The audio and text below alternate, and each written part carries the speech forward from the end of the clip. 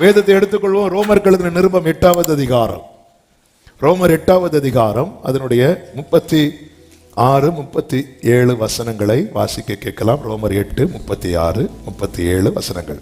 கிறிஸ்துவின் அன்பை விட்டு, கிறிஸ்துவின் அன்பை விட்டு நம்மை பிரிப்பவன் யார்? நம்மை பிரிப்பவன் யார்? உபத்திரவமோ, வியாகுலமோ, துன்பமோ, பசியோ, நிர்வாணமோ, நாசமோசமோ, பட்டயமோ, இவை எல்லாவற்றிலேயும் நாம் நம்மில் அன்பு கூறுகிறவராலே முற்றும் ஜெயம் கொள்ளுகிறவர்களாய் இருக்கிறோம். கைகளை உயர்த்தி ஹalleluya. நேரம் போறதுனால நான் அப்படியே செய்திக்குள்ளே போயிடுறேன். இன்னைக்கு ஆண்டவர் பேசும்படி இந்த வார்த்தையை 30ஆம் தேதியே தந்துட்டார். என்ன வார்த்தை அப்படின்னா, உபத்திரவத்தில் ஜெயம். அது மேல அப்படிதான் சொல்லப்படும். உபத்திரவமோ, வியாகுலமோ, துன்பமோ, பசியோ, நிர்வாணமோ, நாச மோசமோ, பட்டயமோ, இவை எல்லாவற்றிலையும். அப்ப தேவனால எதுல எல்லாம் ஜெயம் தர முடியுமோ எல்லாத்திலையும் ஜெயம் தர முடியும். அதுல ஒரு காரியம் தான் என்ன அப்படின்னா உபத்திரவம். இந்த உபத்திரவம் என்பது என்ன அப்படின்னா, நார்மலா துன்பம் அப்படின்னு சொல்லுவாங்க, துன்பப்படுதல். ஆனா உண்மையா அதோடைய மீனிங் அப்படி பாத்தீங்கன்னா, ஒரு காரியத்தின் நிமித்தம் அல்லது ஒரு நபரினால, ஒரு காரியத்தினால, ஒரு நபர்னால நம்ம அடைகிற துன்பம் இருக்குல்ல, அதுதான் உபத்திரவம்.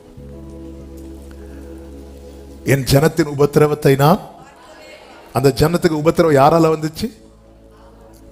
ஒரு நபரால அல்லது ஒரு கூட்டத்தால அல்லது ஒரு காரியத்தின் நிமித்தம். நல்ல கவனமா கேளுங்கள். இந்த உபத்திரவம் என்கிற நிலை வரும்போது எல்லாருமே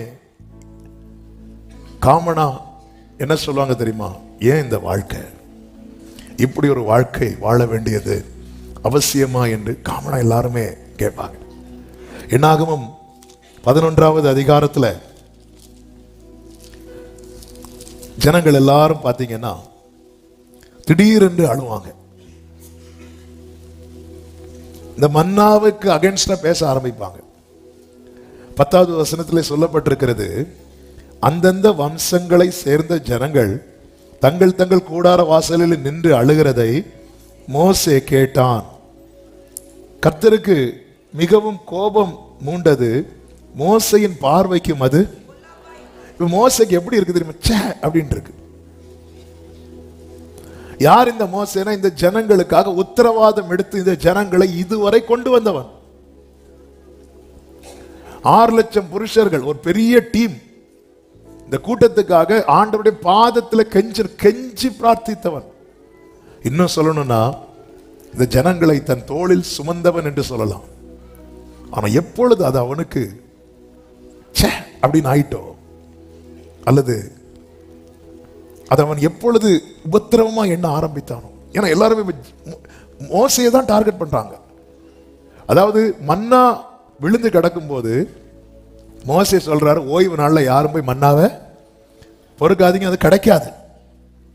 ஆனாலும் நன்மையே தேடுறதுக்கு மோசை கிட்ட வரல. அவங்களா சிலர் என்ன பண்ணாங்க, போனாங்க. ஆனா வாழ்க்கையில ஒரு சின்ன கஷ்டம் நெருக்கம்னு வரும்போது எல்லாரும் யாருக்கிட்ட தான் வந்து நிற்பாங்க தெரியுமா? மோசை கிட்ட. மோசையும் சகிச்சு சகிச்சு சகிச்சு சகிச்சு தூரம் கொண்டு வந்துட்டார். ஆனா இப்ப மோசே அவரால் தாங்க முடியல. இந்த பெயின் தாங்க முடியாம வரும்போது 11வது வசனத்துல அவர் சொல்லுகிறார், வாசியுங்கள். அப்பொழுது மோசே கர்த்தரை நோக்கி, நீர் இந்த ஜனங்கள் எல்லாருடைய பாரத்தையும் என்மேல் சுமத்தினதினால் உமது அடியானுக்கு உபத்திரவம் வர பண்ணினது என்ன? உபத்திரவம் வர பண்ணினது என்ன? நான் இந்த வார்த்தையை சொல்லும் போது ஒரு சொல்லுகிறேன், நம்ம குடும்பத்துல நம்ம மெயினா உத்தரவாதம் எடுக்கிறதுலாம் குடும்பத்துல நம்ம என்னைக்கு அதை பாரமா நினைக்க ஆரம்பிக்கிறோமோ, என்னைக்கு அதை பாரமா நினைக்க ஆரம்பிக்கிறோமோ, அது யாரா இருந்தாலும் சரிதான். யோபுவின் மனைவி அதை பாரமா நினைக்க ஆரம்பிச்சதோ நீர் ஜீவனை விடும் என்று சொல்லுகிறார். ஆகார் பாரமாய் நினைக்க ஆரம்பித்தது. ஏன்னா அந்த பெயின், பாரமா நினைக்கிறதுனா என்ன அப்படின்னா அந்த வலி. பையனை ஒரு செடிக்கு கீழே விட்டுட்டு தள்ளி போயிட்டான்.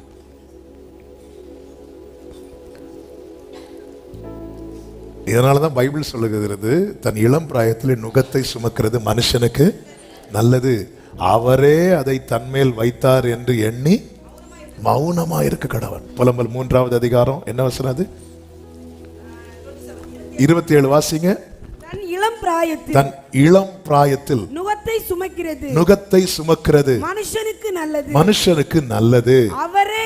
அவரே அதை தன்மேல் வைத்தார் என்று அவன் தனித்திருந்து மௌனமாய் இருக்கு. அதன் அர்த்தம் என்ன? வாயை திறந்து எதுவும் பேசாத. ஏன்னா நான் உபத்திரவப்படுகிறேன் என்கிற ஒரு நிலையை நான் உணரும் போது என் வாயிலிருந்து என்ன வார்த்தை வரும்னே தெரியாது. என்ன வார்த்தை வரும்னே தெரியாது. நான் இந்த சாட்சியை பலமுறை சொல்லியிருக்கிறேன். அப்பா இறந்து ஒரு மாதம் கழித்து ஒவ்வொரு பெலிவர்ஸையா பார்த்து விசாரிக்கிறேன்னா ஒரு வீடு போய் ஜெபம் பண்ணிட்டு வரேன். அதாவது நம்ம தூரத்தில் இருந்து இவங்களுக்கெல்லாம் ஒரு குறை கிடையாது, இவங்களுக்கெல்லாம் ஒரு பிரச்சனை கிடையாது அப்படின்னு நினச்சிட்டு இருப்போம்ல. அவங்க வந்து ஒரு சண்டே ஈவினிங் நினைக்கிறேன், ஒரு 4 வீட்டுக்கு போனேன். அந்த 4 வீட்டில் அவங்கள தூரத்திலிருந்து பார்க்கறதுக்கும் அவங்க ஃபேஸ் பண்ற ப்ராப்ளத்துக்கும் சம்பந்தமே கிடையாது. ஒரு மேட்ரு கேட்டு தாங்க முடியல. ஏன்னா இதுவரை எல்லாமே அவங்க யார்கிட்ட சொல்லுவாங்கன்னா அப்பாட்ட தான் சொல்லிட்டு இருந்தாங்க.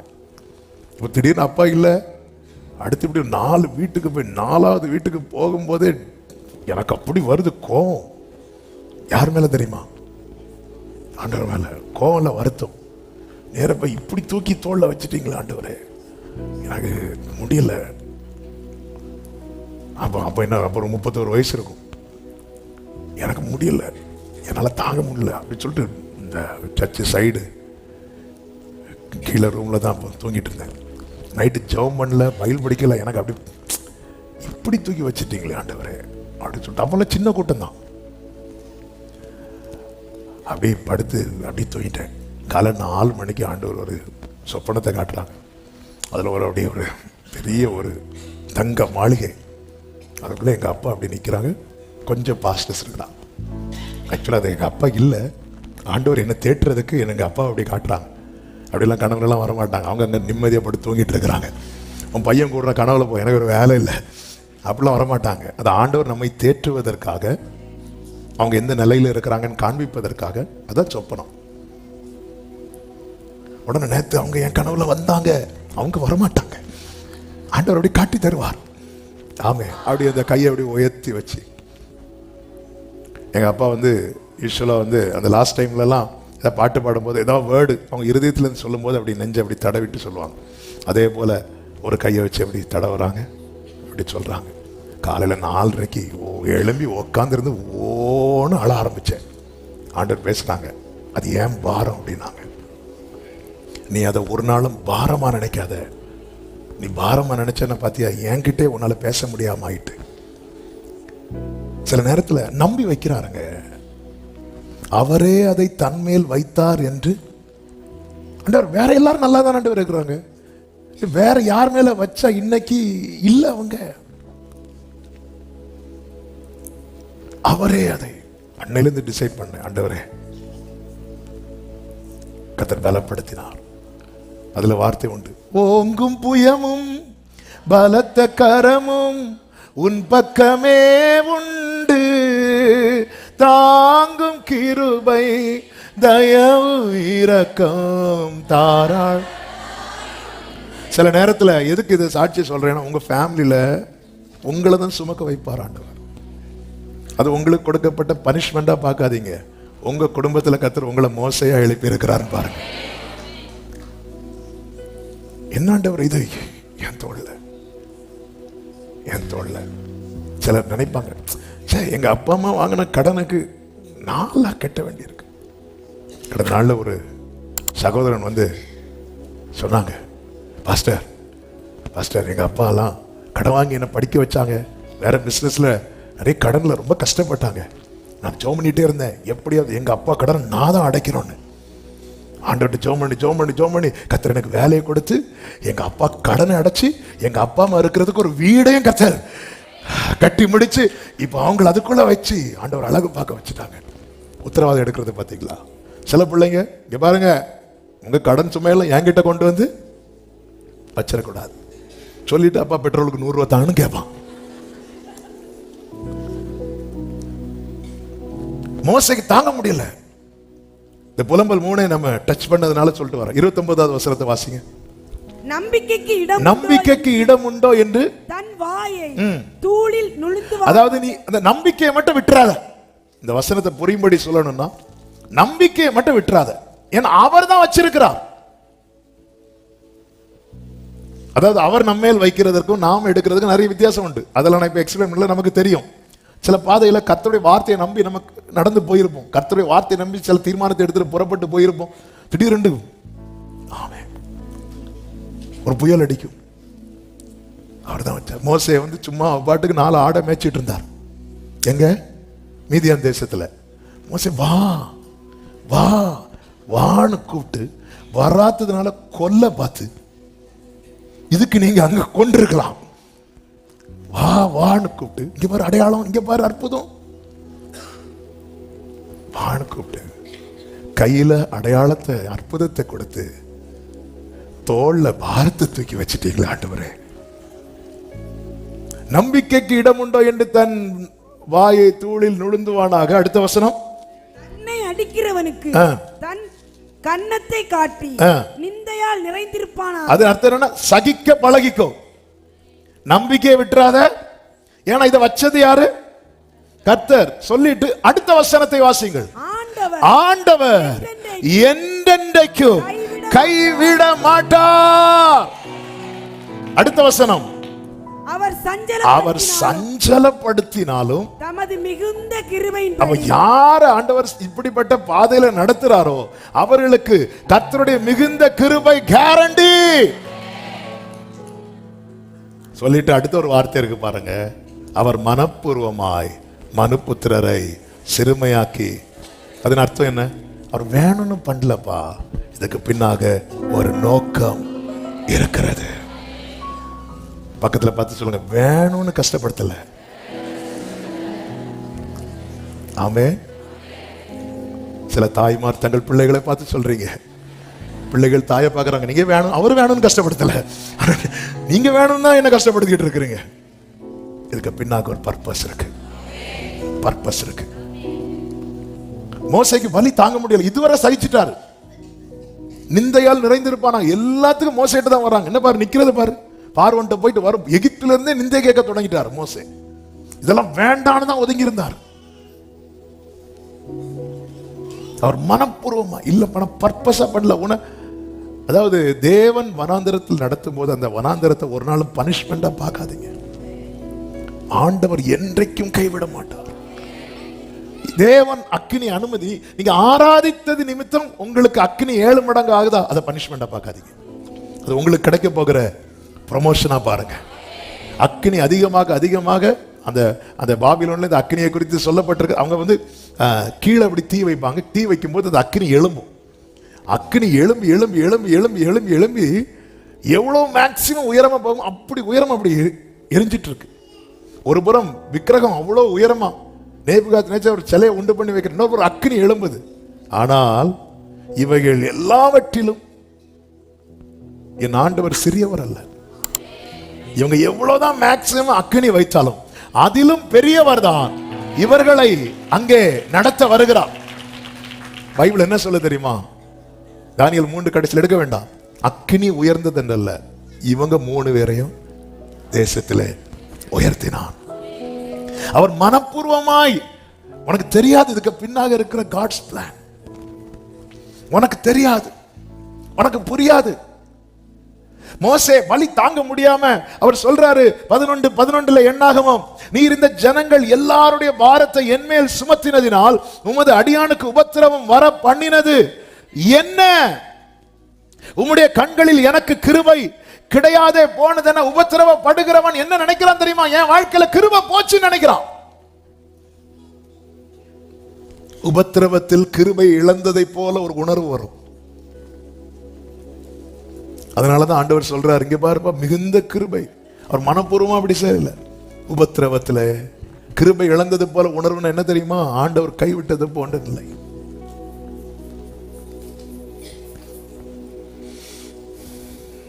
பதினைந்தாவது வசனத்திலே சொல்லுகிறான். 12வது வசனத்திலே, இவர்களுடைய பிதாக்களுக்கு நான் ஆணையிட்டு கொடுத்த தேசத்துக்கு நீ இவர்களை முலையுண்கிற பாலகனை தகப்பன் சுமந்து கொண்டு போவது போல உன் மார்பில் அணைத்து கொண்டு போ என்று நீர் என்னோட சொல்லும்படி இந்த ஜனங்களை எல்லாம் கற்பந்தரித்தேனோ இவர்களை பெற்றது. அப்ப ஆண்டவர் மோசே கிட்ட எப்படி பேசியிருக்கிறார் பாத்தீங்களா? இங்க பாருப்பா, ஒரு தாய்ப்பால் கொடுக்கிற குழந்தைய நீ எப்படி அணைச்சிட்டு போகணுமோ இந்த ஜனத்துக்கு ஒண்ணுமே தெரியாது. நீ அப்படி ஆண்டவர் அப்படி அணைச்சதுதான் எனக்கு வட்டி அசலும் சேர்த்து தராங்க ஆண்டவரே. ஆமே.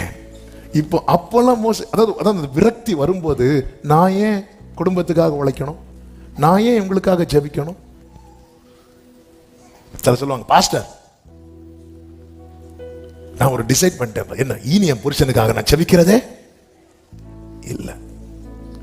நான் நினைப்பேன் ஒருவேளை இனியாவது நல்லா இருப்பாரா இருக்கும். ஏன்னா இவங்க எப்படி ஜெபிக்கிறாங்கன்னு இவங்களுக்கு ஆண்டவருக்கும். ஒரு குறிப்பிட்ட தேசத்துக்கு போயிருக்கும் போது ஒரு சகோதரி சொன்னாங்க, பாஸ்டர் நான் பார்த்துட்டு இருக்காங்களா தெரியல, நான் ஆண்டவர் ஏற்றுக்கொள்றது என் கணவருக்கு பிடிக்கவே செய்யாது. எப்போ வந்தாலும் திட்டிகிட்டே இருப்பார். ஒரு நாள் இப்படிதான் என்ன திட்டிகிட்டே போனார், நீ இப்படியே இரு திட்டிட்டு போனார். அவருக்கு ஆக்சிடென்ட் ஆகி அங்கே எங்கே கையெல்லாம் உடைச்சிட்டு வந்தார். அன்னைக்கு நான் நல்லா சாப்பிட்டேன் பாஸ்டர். அன்னைக்கு அவர் இருக்கட்டும், அவருக்கு சாப்பிட முடியாது, அவருக்கு ஜூஸ் மட்டும் தான் கொடுக்க முடியும். ஆனா நான் வீட்டில் நல்லா சமைச்சு, என்ன சிரிப்பு பாருங்க. இங்க யாராவது சிரிக்கிறாங்களா பாருங்க. எல்லாருக்கும் அப்படி கண்ணெல்லாம். அன்னைக்கு நல்லா சாப்பிட்டேன் பாஸ்டர். அவங்க முன்னாடி இருந்து சாப்பிட்டேன். அவங்களுக்கு ஜூஸ் தண்ணி மட்டும்தான் குடிக்க முடியும். நானா பெற்றேன் அப்படிங்கிறார். பெற்றது கர்த்தர், உன்னை ஜெனிப்பித்த கண்மலை. அவன் பெற்ற குழந்தைய மோசே என்கிற மேய்ப்பன் கையில கொடுத்து, மேய்ப்பர்களுடைய உத்தரவாதம் இப்படி இருக்கணும், கையில கொடுத்து நீ எப்படி தெரியுமா கொண்டு போகணும், மார்போடு இப்படி அணைச்சிட்டு அப்படி கொண்டு வா. அதனாலதான் சகிச்சு எவ்வளவுதான். இடையில கூட ஒரு பாஸ்டர் ஒரு பாட்டு போட்டார். ஆக்சுவலா அப்படி உள்ள பாட்டு போடக்கூடாது. கேட்டேனா அப்படின்னு ஒரு பாட்டு, என்ன பாஸ்டராக்க சொல்லினா கேட்டேனா அப்படின்னு சொல்லி ஒரு பாட்டு கொஞ்சம் வைரல் ஆச்சு. ஆக்சுவலா பாட்டு போடக்கூடாது. ஏன்னா இது தேவனுடைய ஆண்டவர் உத்தரவாதம் எடுக்க சில உபத்திரவம். என் செய்தி நிறைய மாறிட்டு இருக்கிறது என் ஆவில நான் உணர்றேன். அநேக பர்சனல் ஒரு குடும்பத்தில் எல்லாரும் சேர்ந்து கேட்டுட்டு இருந்தாலும் ஒரு நபரை நோக்கி இந்த வேர்டு வந்துட்டு இருக்கு.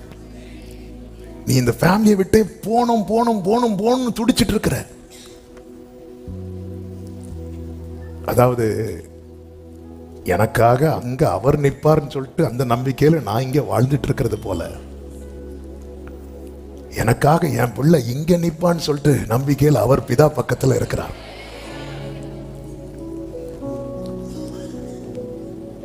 ஆமென். கேட்கிறான், நான் கேட்டேன் ஆண்டவரே, நான் கேட்டேனா? நானா பெத்தேன்? நான் பெத்த பிள்ளைகளுக்கு பேர் வச்சதோட சரி, ஆனா சுமக்கிறதெல்லாம்.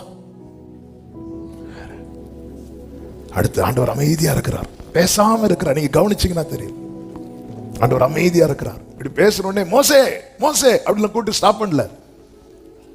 நம்ம உபத்திரம். அதனாலதான் மௌனமா இருக்க கடவன். உண்மையில இந்த இடத்துல கண்மலை அடித்த போது அவருக்கு ஷாக் ஆயிட்டு தெரியுமா? கண்மலை யாரு? முதல் விசை அடிக்க சொன்னார், நமக்காக ஒரு விசை அடிக்கப்பட்டார். இரண்டாவது விசை வரும்போது கர்த்தர் சொல்ல பேசுங்கிறார். ஆனா மோசே இரண்டாவது விசை என்ன பண்ணுவார் தெரியுமா? அடிப்பார். அடித்ததும் தண்ணி வராது, திருப்பி அடிப்பார். அடித்ததும் தண்ணி வரும். ஏன் ஃபர்ஸ்ட் அடித்ததும் தண்ணி வரல? ஷாக் ஆயிட்டு அவருக்கு. மோசே நீ என்ன அடிச்ச? மோசேக்கு அது உணர்வு இல்ல, திரும்பி அடிக்கிறான். மோசே வெட்கப்படுத்திடக்கூடாதுன்னு அந்த கண்மலை மீண்டும் தண்ணீர் கொடுக்கிறது. நாம அவரை அடிச்சதுக்கு அப்புறமும் அவர் கிருபை தர காரணம் என்ன தெரியுமா? நாம வெட்கப்பட்டு போவத அவர் விரும்பல.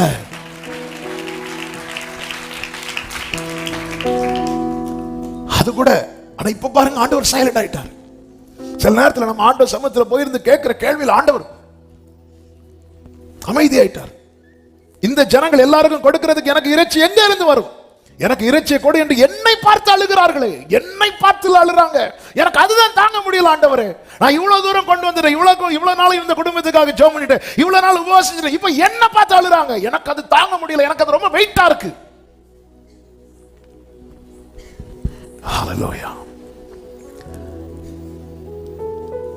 மோசே என்ன பார்த்து அழுறாங்களே எல்லாரும். மொத்தத்தில் வீட்டில் 5 பேர் இருந்தாலும் என்கிட்ட தான் அவ்வளவு பிரச்சனை கொண்டு வராங்க. ஆரம்பத்தில் எனக்கு ஹாப்பியா இருந்து பரவாயில்ல, என்ன ஒரு பொருட்டா நினைச்சு. ஆனா இப்போ எனக்கு அது வெயிட்டா இருக்கு, என்னால பேர்டனா இருக்கு, என்னால தாங்க முடியல. என்ன பார்த்து அழுறாங்க. இந்த ஜனங்கள் எல்லாரையும் நான் ஒருவனாய் தாங்க கூடாது, இது எனக்கு மிஞ்சின பாரமா இருக்கிறது.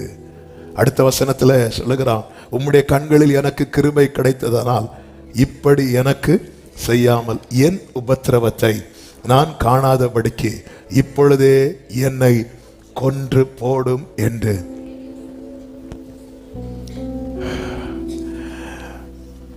மோசே எகிப்துக்கு புறப்படும் போது கர்த்தர் மோசே வழியிலே கொலை செய்ய பார்த்தார். அப்பொழுது கொன்னுராதீங்கன்னு செபித்தவங்க இப்போ பிரேயர் மாறுது, உங்க கண்ணில் எனக்கு கிருபை கிடைத்ததுன்னா.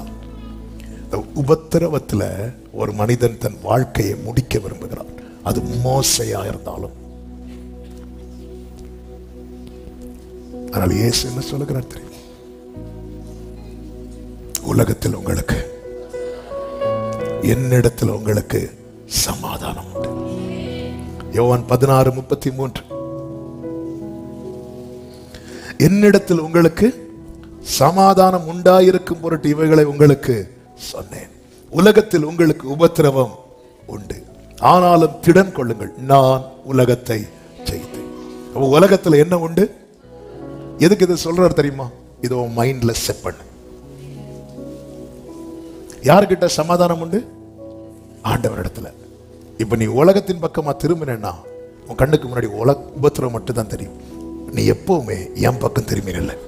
இந்த உபத்திரவம் உன்னை அமிழ்த்தாது. என் சமாதானம் உன் வாழ்க்கையிலே நதி போல பாய்ந்து வரும். காரணம், நான் உலகத்தில் என்ன இருக்கு? அந்த உலகத்தை இயேசு என்ன பண்ணியிருக்கிறார்? அப்ப உபத்திரவத்தை கர்த்தர் என்ன பண்ணியிருக்கிறார்? அப்ப ஜெயித்தவர் எனக்கு உபத்திரவங்களிலே என்ன தருவார்? இந்த நம்பிக்கை நமக்குள்ளே சமாதானத்தை கொடுக்கும்.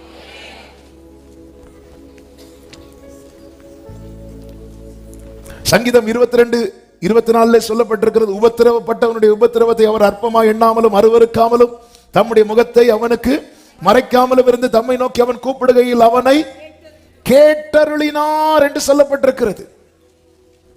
இப்ப மோசே ஜெபிக்கிறான் பாருங்க. என்னாகும் 11:15, என் உபத்திரவத்தை நான் காணாதபடிக்கு இப்பொழுதே என்னை கொன்று போட்டு விடும் என்று வேண்டிக் கொண்டான். அப்பொழுது மோசே கர்த்தர் தூதனை அனுப்பி மோசே என்ன பண்ணார்? கொண்டு போட்டார் இருக்கா? இல்ல. ஏன்னா இந்த பாரத்தை அவன் மேல் வைத்தது யாரு? கர்த்தர். இவன் விரும்பியும் இவனுக்கு சாவை கட்ட தூரமாக்க காரணம் என்ன தெரியுமா? ஒருவரும் அழிந்து போவதற்காக தேவன் யாரையும் சோதிக்க மாட்டார். ஆனா இங்க என்ன நடக்குது அப்படின்னா, மோசே தன்னால தாங்க முடியாத பாரத்தை கர்த்தர் இடத்துல ஓப்பனா சொல்றான். நமக்கு மனசுக்குள்ள இப்படி இருக்கும், இப்படி என்ன வாழ்க்கை இது அப்படின்னு. ஆனா வெளியே, ஆண்டவரே உம் சித்தம் போல், எல்லா ஆண்டவருக்கு தெரியும், எல்லாமே தெரியும், ஃபுல்லா போய். மோசே ஓப்பனா சொல்றான். சொல்லும்போது கர்த்தர் சொல்லுகிறார், இஸ்ரவேல் ஜனங்களுக்கு மூப்பரும் தலைவருமானவர்கள் இன்னார் என்று நீ அறிந்திருக்கிறாயே. அந்த மூப்பரில் 70 பேரை கூட்டி அவர்களை ஆசரிப்பு கூடாரத்தில் அங்கே உன்னோட கூட வந்து நிற்கும்படி செய். அப்பொழுது நான் இறங்கி வந்து அங்கே உன்னோட பேசி, நீ ஒருவன் மாத்திரம் பாரத்தை சுமக்காமல் உன்னோட கூட அவர்களும் அதை சுமப்பதற்காக உன்மேல் இருக்கிற ஆவியை அவர்கள் மேலும் வைப்பேன் அப்படிங்கிறார். இப்ப மோசே, அதாவது மோசையின் பாரத்தை சுமக்கிறதுக்கு மோசைக்கு 70 பேர் தேவைப்பட்டான், மோசையின் பாரம் லகுவாகிறதுக்கு. ஆனா கர்த்தர் மோசையை மட்டும்தான் பார்த்தார். இங்கதான் ஆண்டவருக்கு வலி. சில காரியத்துக்கு கர்த்தர் நம்மளை மட்டும்தான் பார்க்கிறார். ஆனா நம்ம என்ன பண்றோம் தெரியுமா? இல்ல ஆண்டவரே. அதனாலதான் நீங்க பாத்தீங்கன்னா தெரியும், கர்த்தர் 70 பேரை நீ செலக்ட் பண்ணி கொண்டார். ஆரம்பத்திலிருந்தே மோசே இதை பண்ணிட்டே இருப்பார். ஆண்டவரே ஆரோன் நான் வேற யாராவது, நம்ம ஸ்கிப்பாய் இந்த இடத்துல வேற யாரையாவது வச்சு பார்க்குறோம். சில பிளேஸ்ல ஏங்க நம்ம சில பிளேஸ்ல இன்னொரு ஆளை வச்சு பார்க்க முடியாது. மோசே மாதிரி ஆண்டவர்கிட்ட நம்ம பல இடத்துல நிற்கிறோம். ஆண்டவர் நீயே தெரிந்தெடுத்துக்கோப்பா. கர்த்தர் ராஜாவா இருக்க ஜனங்கள் எல்லாம் எங்களுக்கு ராஜா வேண்டும் என்றார்கள். ஜனங்கள் கேட்டு கொடுத்த ராஜா சவுல். தேவன் தெரிந்தெடுத்து கொடுத்த ராஜா தாவீது. நம்முடைய வாழ்க்கையில நாம கேட்டு பெற்றுக்கொண்டதை விட தேவன் தெரிந்தெடுத்து தருவது, அங்க கிருபை ஃப்ளோ ஆயிட்டே இருக்கும்.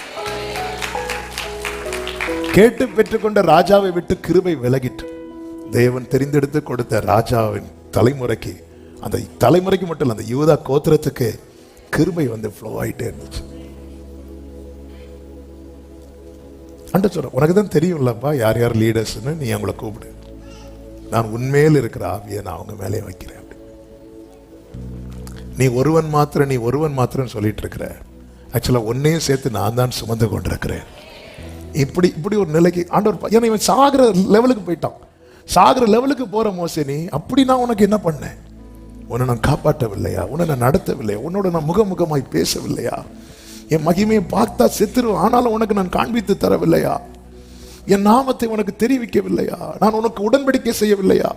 இதுவரைக்கும் ஆபிரகாம், ஈசாக்கு, யாக்கோபு என்பவர்களோடு தான் அந்த உடன்படிக்கையில தான் நீங்க வாழ்ந்துட்டு இருந்தீங்க. நான் உனக்கு நான் உன்னோடு புதிய உடன்படிக்கை செய்யறேன்னு சொல்லி நான் உனக்கு சொல்லலையா? அவனுக்கு இவ்வளவு கொண்டு வந்திருக்கிற உன்ன, ஆனா நீ என்னடானா? ஓகே மோசே, நீயே தெரிந்தெடு, நீயே கூப்பிடு, உனக்கு தான் தெரியும்ல, கூப்பிடு. ஆனா இயேசுவை பாருங்க, 12 பேர் இருக்கிறாங்க. இயேசுவை பிடிக்க வரும்போது, பிதாவே இந்த பாத்திரம் என்னை விட்டு நீங்க கொடுமானால் நீங்கும்படி செய்யும், ஆகிலும் உங்க சித்தம். அதில் ஒன்னே ஒன்று கேட்கிறேன், என் கூட அறையப்படக்கூடிய அந்த 2 கள்ளர்கள் வேண்டாம். அங்க 2 பேர் தூங்கிட்டு இருக்காங்க. அந்த பேதுருவையோனே கொண்டு வந்து கேட்டாரா? இல்ல. அப்படி யாரெல்லாம் தூங்கிட்டு இருக்கா? அவன். வேற யாரும் இல்லைனாலும் ஒரு பக்கம் யூதாஸ் இருக்கணும் ஆண்டவரே, இன்னொரு பக்கம் பேதுரு இருக்கணும். ஒண்ணும் கேட்கல. ஆனா இயேசு என்ன சொன்னார் தெரியுமா? அவங்கள விட்டுருங்க அப்படின்னா. எனவேதான் இயேசு மோசேயை பார்க்கலாம் பெரியவர்.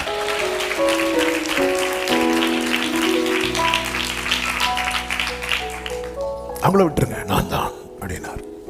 அவர் அக்செப்ட் பண்றார்.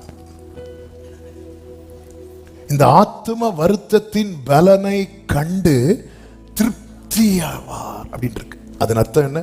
தேவன் ஒரு நுகத்தை உங்க மேல வைத்து நடத்துகிறார் என்றால் அதன் பலனை கண்டு திருப்தி அடைய பண்ணாமல் உங்கள் ஓட்டத்தை முடிக்க விட மாட்டார். நம்புறவங்க மட்டும் கைகளை தட்டி ஆமென் என்று சொல்லி. பிரியமானவர்களே,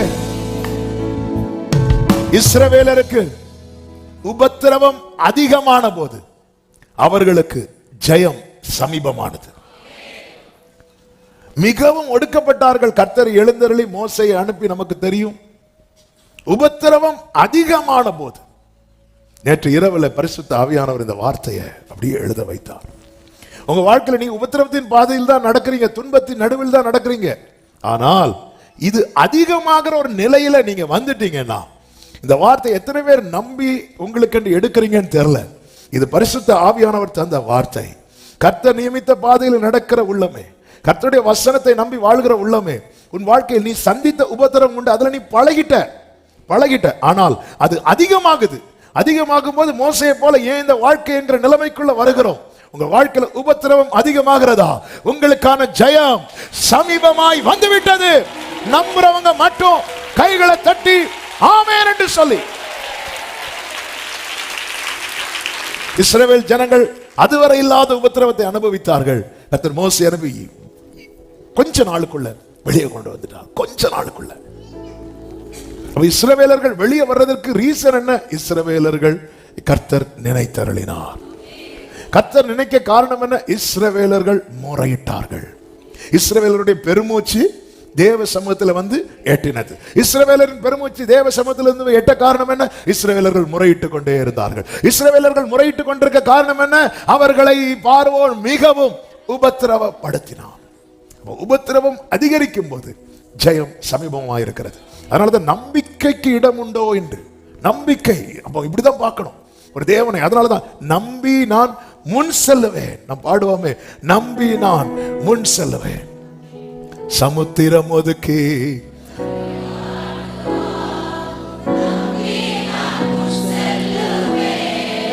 பின்னாடி பார்வான், முன்னாடி சிவந்த சமுத்திரம். இஸ்ரவேலருக்கு ஜெயம் சமீபமானது, சமீபமானது. சிலர் ஆண்டவர் நடத்துற பாதையில வித்தியாசம் இருக்கும். இப்ப எசேக்கியேல நீங்க பாத்தீங்கன்னா 47வது அதிகாரத்துல கடக்க கூடாத நீச்சாளம் என்று இருந்துச்சு. உடனே கர்த்தர் எசேக்கியேல் என்ன பண்ணுவார் தெரியுமா? அவனை திரும்ப கடக்க முடியாத பகுதி வரும்போது கர்த்தர் எசேக்கியேல் என்ன பண்றார்?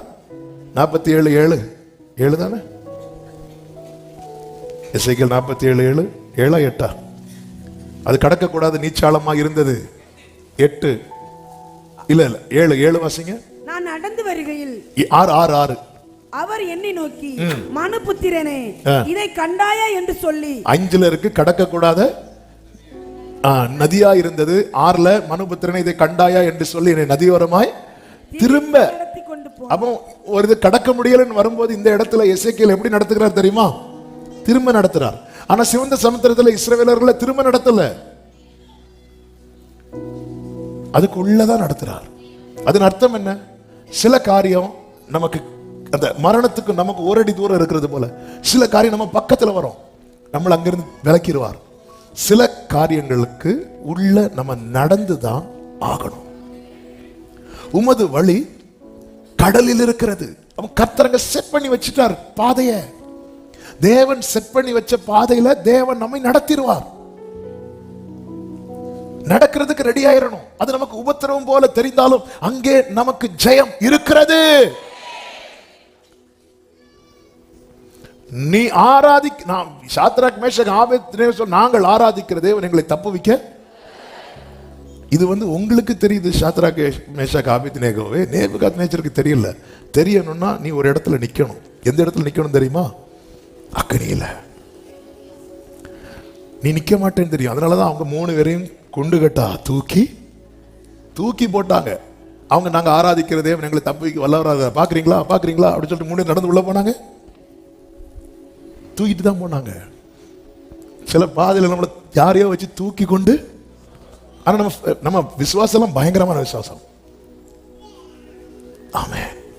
சிங்கத்தின் மேலும் நடந்து வலு சர்ப்பத்தை அண்ணா பாம்பு இல்ல, அப்படிதான் நம்ம பாடதெல்லாம் பயங்கரமா இருக்கும், பயங்கரமா இருக்கும். நாங்கள் ஆராதிக்கிற இதை பத்தி எங்களுக்கெல்லாம் உங்கள்கிட்ட சொல்ல வேண்டிய அவசியமே இல்ல. இப்படிதான் பேசுறாங்க நேபுகாத்நேச்சர். சரி என்ன இருக்கு? அக்கினி. நாங்க ஆராதிக்கிற தேவன் எங்களை தப்புவிக்க. தேவனை தூக்கு 3 பேரும் தூக்குறாங்க. அப்போ நாங்க ஆராதிக்கிற தேவன் எங்களை தப்புவிக்க. நீங்க என்ன தூக்குறதுக்கு நாங்களே போறோம் அப்படிலாம் இல்ல. இருந்தாலும் ஆண்டவரே அப்ப தப்பு வைக்காம போன அசிங்கம்.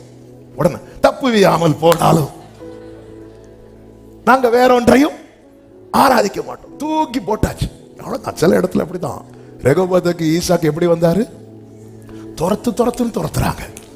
ஒரு துறவை தோணுனா அங்கிருந்து துரத்துறாங்க, இன்னொரு துறவை தோணுனா அங்கிருந்து துரத்துறாங்க. துரத்துனதுல ஓடி வந்தாங்க. யாபோ காற்றின் கரையில யாக்கோபு எப்படி உட்கார்ந்தாரு?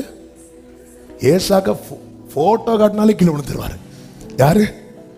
அண்ணா ஏசா. அவ்வளவுதான். அண்ணா அவ்வளவுதான், முடிஞ்சு. கர்த்தர் 48:10 சொல்லப்பட்டிருக்கிறது, இதோ உன்னை புடமிட்டேன், ஆனாலும் வெள்ளியை போல் அல்ல, உபத்திரவத்தின் குகையிலே உன்னை தெரிந்து கொண்டேன். உபத்திரவத்தின் குகை, உபத்திரவத்தின் பாதை. நான் உன்னை தெரிந்தெடுத்தேன். தேவன் நடத்துகிற பாதை. யாக்கோபு வீட்டை விட்டு புறப்பட்டு ஓடும் போது அவன் இப்படி ஓடுறதுக்கு காரணம் என்ன? ஏசா என்கிற ஒருவனால. ஏசா அவனை கொலை செய்யணும்னு நினைக்கிறான். நீ போயிரு. அம்மா செல்லம் யாக்கோபு கூடாரவாசி, வெளியே போய் பழக்கமே கிடையாது. இதே இது நேரம் மாதிரி ஏசான்னு வைங்களேன், அவன் பழகிடுவான். சில நேரத்தில் ஆண்டவர் பாருங்க, நல்ல ஒரு ட்ராக்ல நம்ம பழகிருப்போம், அதுக்கு நமக்கு சம்பந்தமே இருக்காது. யாக்கோபு எங்க இருந்து பழகினவன்? வீட்டில இருந்து. ஏசா வெளியே போய் பழகினவன். ஆனா இப்ப லைஃப் எப்படி மாறும் தெரியுமா? ஏசா வீட்டில், யாக்கோபு வெளியே. என்ன படிச்சீங்க? நான் இது படிச்சேன். என்ன வேலை பார்க்குறீங்க? இந்த வேலை பார்க்குறேன். படிப்புக்கும் வேலைக்கும் அப்படியே தான் நாம பழகுன பாதைக்கு. அதனால தானே எரேமியா நான் சின்ன பிள்ளைன்னு சொல்லிட்டு அந்த அக்ரிமெண்ட்ல சைன் பண்ணாம இருந்தார். ஆண்டவர் போட்ட அக்ரிமெண்ட்ல நம்மை குறித்த தேவ திட்டத்தில் ஆண்டவர் 2 பேர் சைன் போட்டாதான் அது வந்து நடைமுறைக்கு வரும். எரேமியாவை தீர்க்கதரிசி ஆண்டவர் ஆல்ரெடி சைன் பண்ணிட்டார். நீ தாயின் வயிற்றில் இருக்கும்போது உன்னை நான் தீர்க்கதரிசியா பத்திரத்தில் அவர் உடன்படிக்கையில் அவர் சைன் பண்ணார். இவர் சைன் போட மாட்டேங்கிறாரு. சைன் போடணும்னா அர்ப்பணிக்க மாட்டேங்கிறார். அது நான் சின்ன பிள்ளை. ஏன்னா இவர் வந்து பாஸ்டருடைய பையனா வளர்ந்தார், ஆசாரியனுடைய பையன். அந்த காலத்தில் ஆசாரிய ஊழியத்தினுடைய மெத்தட் வேற, தீர்க்கதரிசிகளுடைய ஊழியத்தினுடைய மெத்தட் வேற. இவர் பிறந்து வளர்ந்ததெல்லாம் அந்த ஆசாரிய குடும்பத்தில். அதனால ஒரு ஆசாரியன் என்ன செய்யணுமோ அந்த டியூட்டியை கொடுத்துருங்க, அதை நான் செஞ்சிருவேன். தீர்க்கதரிசிகளுடைய டியூட்டி வேற. திடீர்னு சொல்லுவார், நீ போய் ஒழிச்சிருப்பார். நான் எங்க போய் ஒழிச்சிருக்கேன்? திடீர்னு சொல்லுவார், நீ இப்படி நீ உன் தலையை மொட்டை அடித்துக்கொண்டு ஓம்பார். பைபிள்ல தீர்க்கதரிசிகளுக்கெல்லாம் அவர் செய்யறதை பார்த்தீங்கன்னா, நீ போய் சாரி பார்த்து விதவைக்கு வீட்டில் போ, அங்க ஒன்ன போசிக்க. எப்படிங்க இருக்கும்? அப்படி ஒரு மரத்தடியில் ஜாலியா உட்காந்து பரோட்டா கறி சாப்பிட்டு இருக்கிற ஆளை கூப்பிட்டு, நீ நேர போய் சாரி பார்த்து வீட்டுக்கு போ, நேரம் அங்க ஒன்ன போசி காட்டில் இருக்கு அம்மா. அப்படிதானே இருக்கும். அந்த வீட்டுல என்ன போய் கேட்கறதுக்கு? பேரும் தெரியாது. சாப்பிட போற இடத்துல நீ தானம்மா தான் விதவை அப்படின்னு கேட்டா, அம்மா அவ ஃபீல் பண்ணி சொல்றா, கொஞ்சம் அப்போ என்னதான் இருக்கு, நானும் பிள்ளையும் சாப்பிட்டு சாக போறோம். எப்படியும் சாகதானமா போற, அதுல ஒன்ன சுட்டு எனக்கு கையில கொடுத்துட்டு நான் இவ்வளவு தூரம் கஷ்டப்பட்டு வந்ததுக்கு ஏதாவது இருக்கு. தீர்க்கதரிசிகள் பாத்தீங்களா இப்படி இறைவே பார்க்குற, ஐயோ இதெல்லாம் முடியாது. நாங்களும் ஆசாரிய குடும்பம் போனா நம்ம வெயிட்டா கொட்டு ஃப்ரெண்ட்ல உட்கார வச்சு சில நேரத்தில் ஆண்டவர் நடத்துறதுக்கு சம்மந்தமே இருக்காது. ஆனா அந்த இடத்துல தான் தேவன் சொல்லுகிறார், உன்னை நான் தெரிந்து கொண்டேன். சில உபத்திரவத்தின் குகைகளை நான் உன்னை நடத்தும் போது புரிந்து கொள், உன்னை நான் சொல்லிட்டு சொல்றார். 12வது வசனம், யாக்கோபே நான் உன்னை அழைத்திருக்கிற இஸ்ரவேலே நான் அவரே, நான் முந்தினவரும் பிந்தினவருமாவே அப்படிங்கிறார். உபத்திரவத்தின் பாதை. 2 வசனத்தை சொல்லி நான் ஜெபிக்கிறேன். 2 தெசலோனிக்கேயர் 1:6 சொல்லப்பட்டிருக்கிறது, உங்களை உபத்திரவப்படுத்துகிறவர்களுக்கு உபத்திரவத்தையும் உபத்திரவப்படுகிற உங்களுக்கு எங்களோட கூட இளைப்பாறுதலையும் பிரதிபலனாக கொடுப்பது தேவனுக்கு.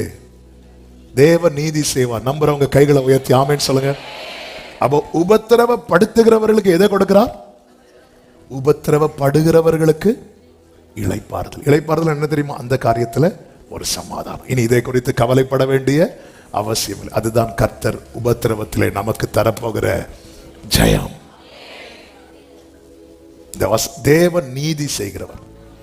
இப்ப நான் ஒரு கேள்வியை கேட்கிறேன், நாம் உபத்திரவப்படுகிறவர்களா இருக்கிறோமா அல்லது பிறரை உபத்திரவப்படுத்துகிறவர்களா இருக்கிறோமா?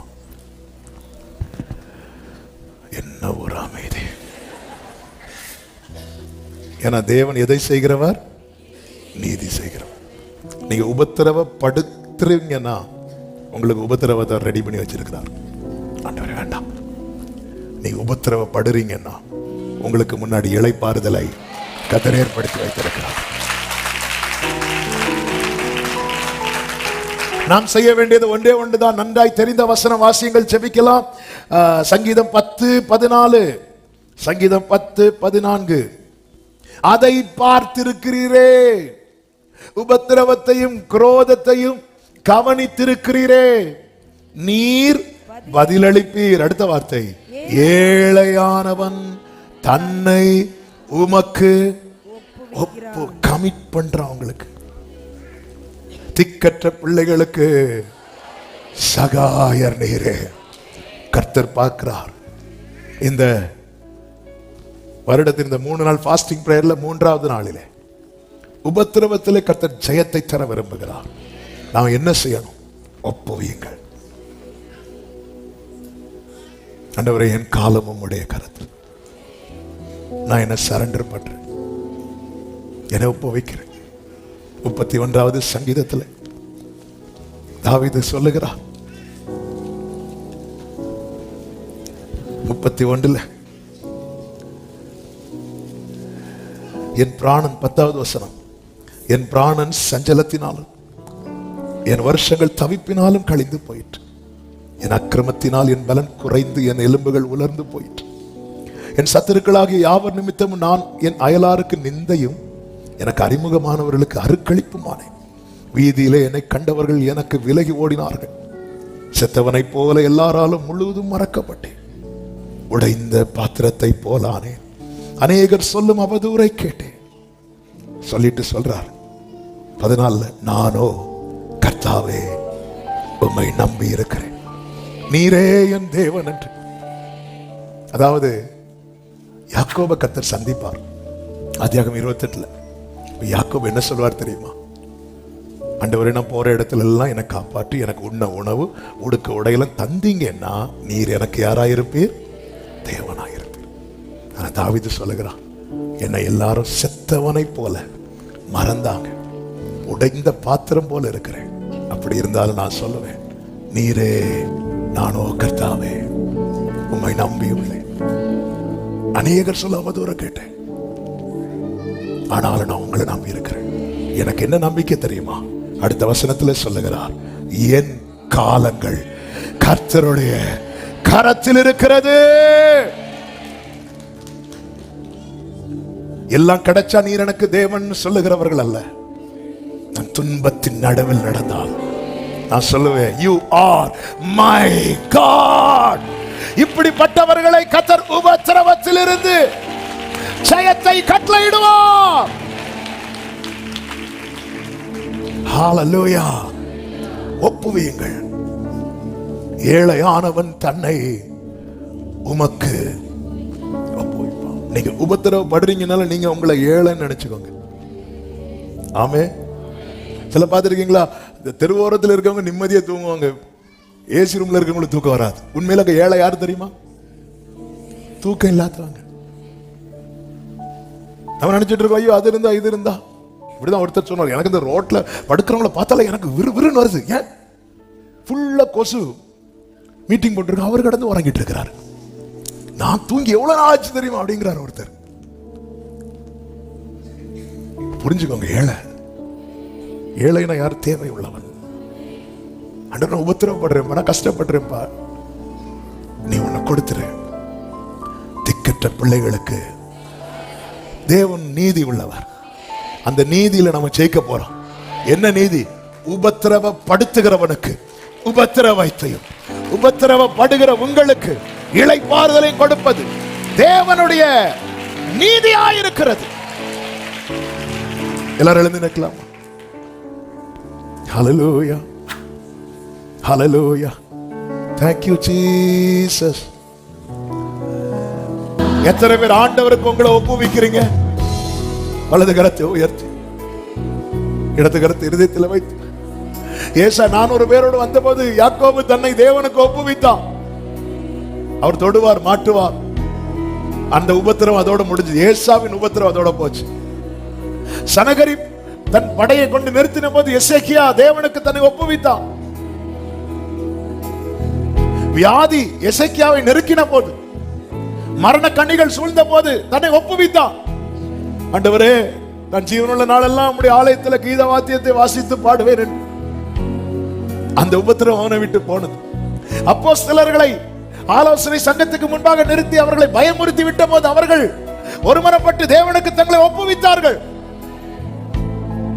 அந்த பயம் அவர்களை விட்டு போனது. நீங்க எந்த காரியத்துல ரொம்ப உபத்திரவப்படுறீங்க? உங்களுக்கு இளைப்பாறுதலை கொடுப்பது தேவ நீதியா இருக்கிறது.